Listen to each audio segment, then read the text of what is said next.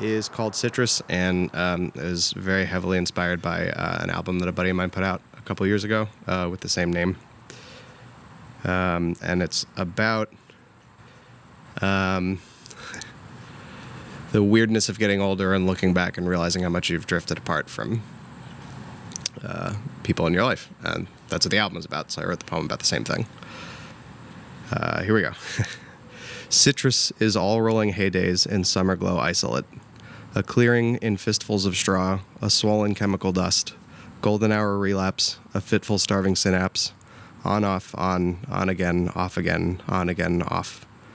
Coming of age in a nascent plastic era. In bell tolls on windmills, in slickly regimented, orderly growth, which becomes preciously untamed with negligence. Dust-caked milk crates with tangerine treasures, and resonant stillness for tar-speckled feathers. I watched it set on us. The weight of it splits our branches apart. Blinds the lark and the leaves on a flurry of fool's gold, in a pool of leaf and hay and marigold. Like the passage of days, hedged our bets drift away.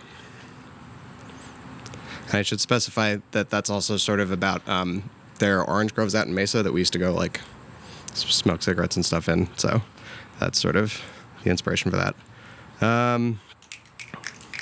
Thank you. The next one is, I guess, about growing up in Phoenix. I don't have a title for this, so I'm just going to go for it. Tender moments in repetition, dust and dull street lamps on a hot summer haze, nights lit by smog or pre-dawn teeth chattering, all our soft tissues wrapped up in cosmopolitan haranguing. To be caked in sewer guts or strung up in the gutter together, in a mist of man's making, in our cancers upending, in the shade where I found you last lingering. To be molded from mud, to be cracked by the sun, else anointed in citrus on bones rough shot run. Routine upset, no less bones to rattle against my own, a space where one should be. Okay, thank you. Sorry, I'm a little buzzed. Okay, the last one I have is about grief. I wrote it after my grandpa died, and then shortly after that, my grandmother got diagnosed with Alzheimer's. So it's kind of about that. So I also don't have a title for this. So here we go. I put you to bed. My hair grows long, and I may be graying, but only inside for now. You put fears to rest, but not long. Not long, in the shade before dawn.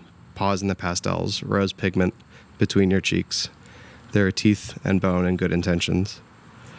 We fly along sand and grit, black on black like so many scraped knees. A flick of the wrist takes us home too soon, so on the straight and narrow. Mine suspects what other tongues conjugate. Paper wrapped around bone, she grows long in the tooth. And she before me waited a freighter's worth, but I can only carry a little. Text in Latin or Mandarin Sanskrit is all Greek to me. Stubborn locks, text without tongues, or long teeth in between. There you go. And that's all I got for you. So...